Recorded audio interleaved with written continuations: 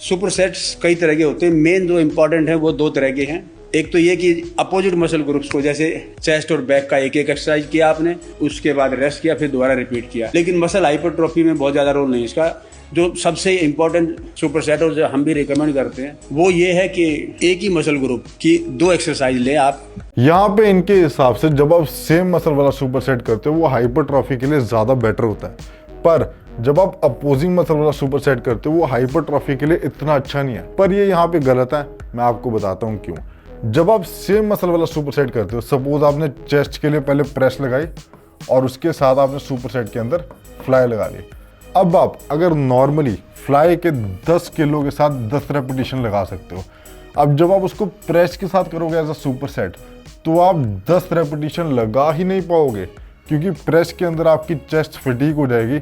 जब आप फ्लाई लगाने जाओगे तो आप अपने हाई थ्रेशोल्ड मोटर यूनिट्स को रिक्रूट नहीं कर पाओगे और शायद यहाँ पे अब आप 5 से 7 रेपिटेशन ही लगा पाओ, आपके रेपिटेशंस कम हो जाएंगे।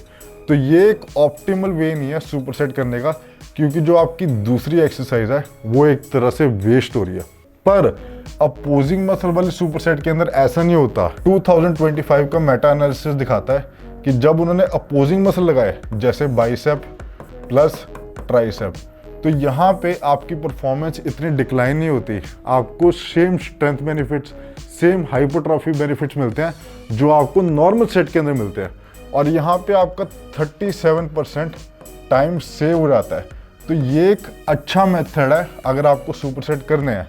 बट हाँ, आपको एक चीज़ का ध्यान रखना है, जब आपको सुपर सेट लगाना है, सपोज आपने बाइसेप लगा लिया, अब जब आपको ट्राइसेप लगाने जाना है तो आप बीच में 20 सेकंड का रेस्ट लोगे ताकि आपको इतना कार्डियोवैस्कुलर फटीग ना हो। ये आपका एक सुपर सेट कंप्लीट हो गया। अब आप 2 से 3 मिनट्स का रेस्ट लोगे, फिर आप अपना नेक्स्ट सुपर सेट लगाओगे। पर सेम मसल वाला सुपर सेट आपको बिल्कुल नहीं लगाना, क्योंकि इतनी मैकेनिकल टेंशन आप जनरेट नहीं कर पाओगे, और मैकेनिकल टेंशन ही प्राइमरी ड्राइवर है हाइपरट्रॉफी का।